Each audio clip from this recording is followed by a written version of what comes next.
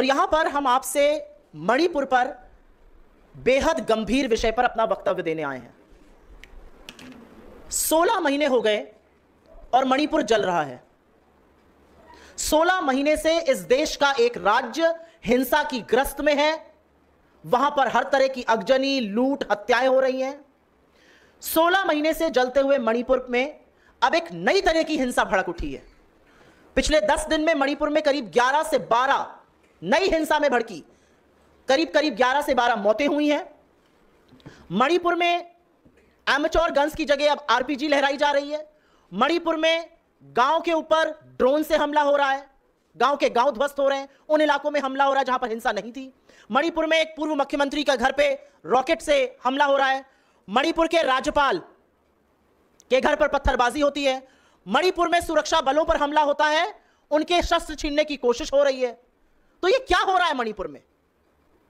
मणिपुर में internet ban कर दिया जाता है। मणिपुर के तमाम जिलों में कर्फ्यू लगा हुआ है। मणिपुर में छात्र और युवा सड़कों पर हैं, प्रदर्शन कर रहे हैं। मणिपुर की पूर्व गवर्नर, जो फुल टाइम गवर्नर थी, जो मणिपुर के हालातों को अच्छे से समझ रही थी, जो उनकी व्यथा को समझ रही थी, वो कह रही हैं हालात बहुत गंभीर हैं। उनको हटा दिया गया है, एक हाफ टाइम गवर्नर अपॉइंट कर दिया गया है। मणिपुर के सारे एग्जाम स्थगित हैं।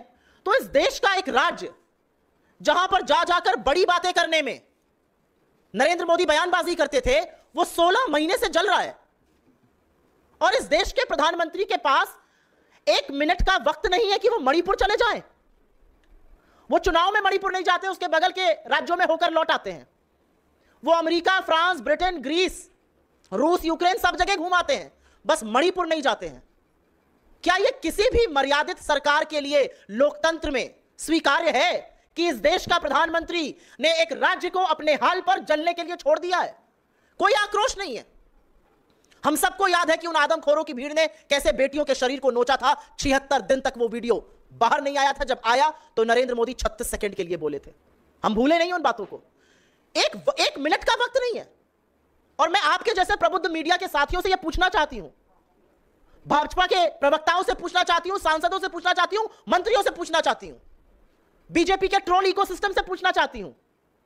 किसी और देश में हिंसा भड़कती है तो आपकी रातों की नींद खत्म हो जाती है। आपके देश का एक राज्य मणिपुर, 60 से 65 हजार महिलाएं और बच्चे आज की तारीख में भी विस्थापित हैं। कौन जवाबदेह है? Who is answerable?